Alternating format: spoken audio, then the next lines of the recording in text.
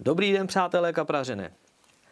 Kolik umíte navázat návazců, montáží?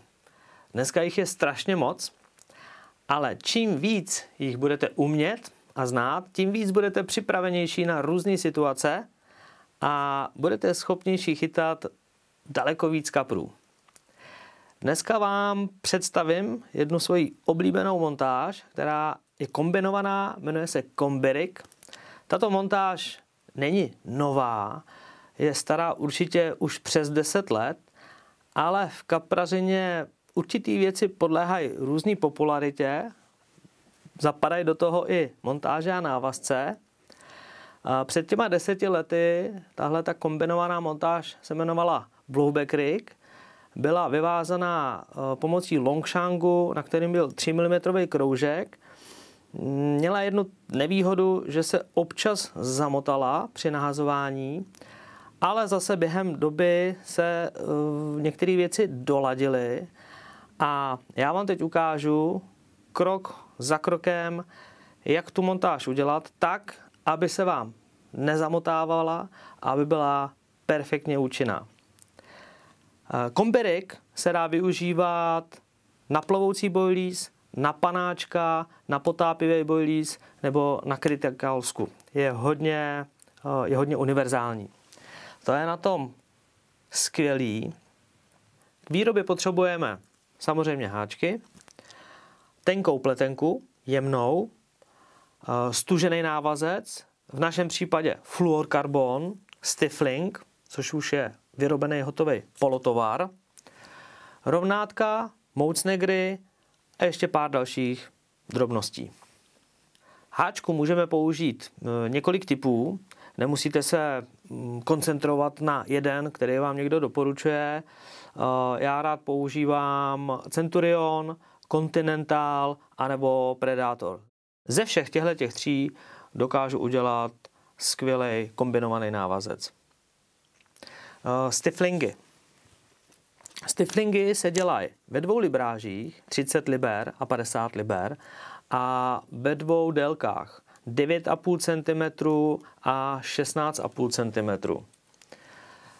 Když chci nahazovat do velké vzdálenosti, používám ten kratší Stifling 9,5 cm a když je to do nějaké střední vzdálenosti anebo na vyvážku, použiju ten delší 16,5 cm. Teď se pojďme podívat, jak se navazuje háček na tenkou pletenku na smooth braid. Nejprve si uděláme smyčku. Ještě bych chtěl říct, když budete s touto montáží začínat poprvé, než se to naučíte, odstřihněte si poměrně velkou část té tenké pletenky, protože vám to ze začátku moc dobře nepůjde, ať máte dostatečně dlouhý boilí vlas, ale i druhou část, kde se potom dělá smyčka. A časem, až dostanete praxi, tak budete moct si zkrátit tu dílku a pošetřit materiál. Takže uděláte si smyčku, přiložíte si ji k háčku, přechytnete si v prstech háček, vezmete jeden konec a začnete ten konec obmotávat kolem háčku, ale pozor, musíte ten konec vlasu protahovat smyčkou, takže vy si vyrábíte takovej vnitřní grinér. Musíte udělat zhruba tak 7 otoček, aby tenhle ten fixovací uzlik byl dostatečně pevný. Když to máte hotový, zatáhnete za oba konce. Vidíte, jak se nám uzlik krásně stáhnul a vznikly nám dva konce. Jeden je připravený na boilí vlas a s druhým budeme pokračovat. Pak už je to velice jednoduchý. Šňůrku prostrčíte očkem, obmotáte několikrát ramínko háčku a konec tenké pletenky protáhnete očkem, ale tady pozor, vždycky ze zadu očka, ne ze předu. Zatáhnete za oba konce a háček je navázaný. Všimněte si, že fixovací uzel je mezi ostřím háčku a protihrotem. To je jeho správná poloha. Následuje navlečení rovnátka, Moutsnagru. Rovnátka mají nevýhodu, že se jimi provlékají hůře tenký pletenky. Tak já si často pomáhám boilí jehlou, Moutsnagr si navlíknu na boilí s jehlu, potom si boilí jehlou zavlíknu za tu tenkou pletenku a hezky si to navlíknu na pletenku a potom na háček. Vidíme už navlečený Moutsnagr na háčku. Tady jsem si udělal takový test, když zvednu boilí vlas, tak už je vidět, jak se mi ten háček stáčí hrotem dolů. A to je hodně dobře, protože spoustu montáží, když si uděláte tenhle ten test, tak ten hrot se točí do strany, anebo se to celý přetáčí i nahoru a to samé se děje i v kapří tlamce. My potřebujeme, aby když kapr nasaje tu montáž, aby ten hrot byl furt co nejvíce dole, aby došlo při vyplivování k záseku do koutku nebo do dolního pisku. Podívejte se, jak je navlečený ten Moutsnagr, je to hezky do banánku a tady na další fotce vidíte, jak se rovnátka nemají navlíkat. Tohle je rada pro úplní začátečníky. Už jsem to častokrát viděl, že rybáři nevědí, takže tohle je špatně, tohle je antinavlečení. Jak už jsem říkal, musí to být vždycky hezky do banánku. Posledním krokem navázání háčku s pletenkou je vytvoření smyčky. Vytvoření smyčky na krátkém konci pletenky, který musí být dlouhý 2, maximálně 3 cm, není vůbec jednoduchý. Nejde to udělat pouze v prstech. Dělám to tak, že si teda odměřím 2 cm, v prstech si udělám malou smyčku a abych potom konec smyčky protáhl očkem, musím použít boilí jehlu. Bez té boilí jehly to prostě nejde. Takže to je rada, jak si krásně vyrobíte smyčku na krátkém konci pletené šňůrky. Následně odstřihnu delší konec a montáž je vyrobená. Tady je krásně vidět, že délka tenké pletené šňůrky, kde už je i smyčka, od konce Moutsnagru nebo rovnátka je 2 cm. Tady vidíte 2 montáže nad sebou, jedna je správně, to je ta zkrácená část 2 cm a nad tím je montáž udělaná pouze pomocí rukou, kterou jsem vytvořil v délce asi 5 cm. A tohle je velká chyba rybářů, kteří dělají kombinovanou montáž, když je háček navázaný s takhle dlouhou pletenkou, dochází k častému zamotávání.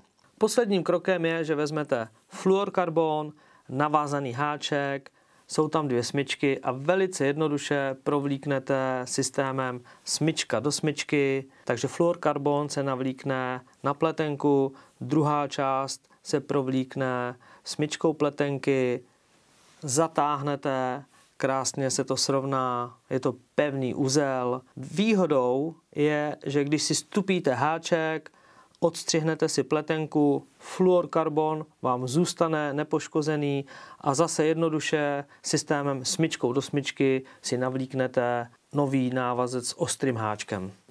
Zde už vidíte hotovou koncovou část s navázaným boilízem. Vzdálenost boilízu od obloučku háčku v tomto případě doporučuji 1,5 cm, 2 cm. Někdy se dělá, že se ten vlas prodlužuje a čím ten vlas budete dělat delší, hrozí, že při náhozu nebo pokládce dojde k zamotání. Ale mám pro vás jeden tip.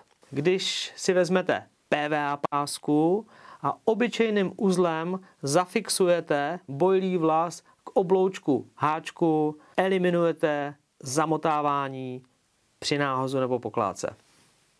Na druhý konec montáže ještě navleču anti-tangle sleeve, což je hadička proti zamotání. Na stiflingy dlouhé 16,5 cm používám tu delší hadičku a na 9,5 cm používám kratší anti-tangle sleeves, ale mám pro vás ještě jeden tip, jak se dá tato sestava ukončit. Hodně to používám hlavně při vyvážkách, kde použiju obratlík, rychlovýměnný obratlík s kroužkem. Potom si z dlouhého anti-tangle sleeve ostřihnu zhruba 0,5 cm konec té hadičky. Převleču to přes obratlík, ale převleču to tak, aby ten fluorkarbon nebyl fixovaný a pěkně to bylo takhle volný a celá ta sestava při nasávání, aby tam byla hezky volná a pěkně se tam pohybovala, vytvoří se tam takový kloubek. Pro začínající rybáře anebo pro rybáře, kteří se nechtějí výrobou kombi rigu zabývat, máme v nabídce hotové montáže.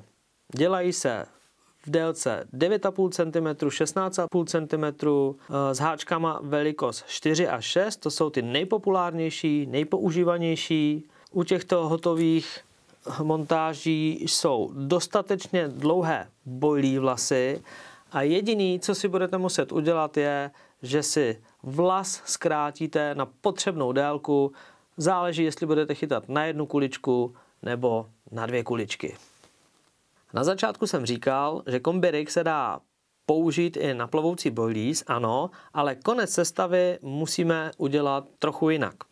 Potřebujeme k tomu tyto produkty, mikroobratlík s kroužkem, tungsten, bait braid a ještě pár drobností.